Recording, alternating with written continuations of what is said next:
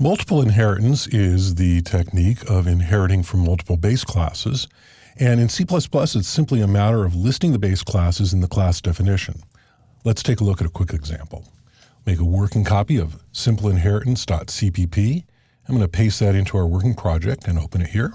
Just take a moment and maximize this and scroll through it real quickly for those who are typing along at home. So this is a very simple example of a base class and some derived classes. The base class is animal, and the derived classes are dog, cat, and pig. And if we bring this back down to size and we'll compile and run it, press the big green compile and run button there, and we'll see that that's how it works. Down here in our main function, we instantiate 3 objects from our derived classes, a dog, a cat, and a pig, and they speak. And we also walk the dog and pet the cat and feed the pig. Now, let's create another base class here, and we'll go ahead and we'll enter this right after the animal class, and we'll call this the fur class, and this will be for the type of fur. And we need a string for that type, and we'll create a private default constructor so that it cannot be constructed on its own, and a protected constructor for use by the derived class.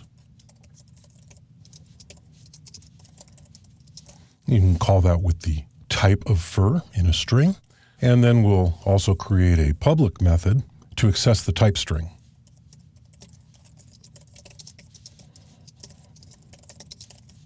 We actually don't need this namespace qualifier here because I believe we're importing that entire namespace up at the top using namespace standard there on line 3. That means we don't need to do that.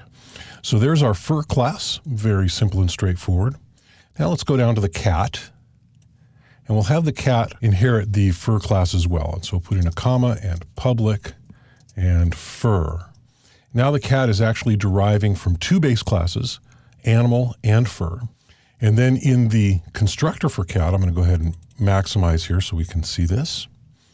In our list of initializers, I'm going to add fur, and we'll say that the cat's fur is silky. And now let's add a grooming method to the cat. Come down here and we'll define the method.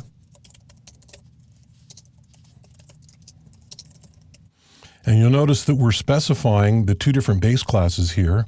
Animal name, which actually does not have a name conflict. So if I were to just say name, that would work in this case. But fur type does have a name conflict. If I were to omit the fur : the compiler would not know what to do with that because there's a type method in both of the base classes. You come up here to class fur, you see there's type on line 33, and you come up here to the class animal, and there's a type on line 19. So we'll come down here, and we'll put in a cout for c.grooming. Actually, we have the whole cout there in the method, don't we? We can just put it like this, and we'll bring this back down to size, and we'll save it and compile and run it. And there it says, Fluffy grooms her silky fur. Multiple inheritance in C++ is really very simple, perhaps too simple. While sometimes it really is necessary, many times it can create unnecessary complexity. For example, this example may have been more clear if the cat class used a fur object as a property rather than inheriting it. The code would be simpler and easier to follow, and the type method would no longer be ambiguous. So let's go ahead and delete our working file and run clean to get set up for the next lesson.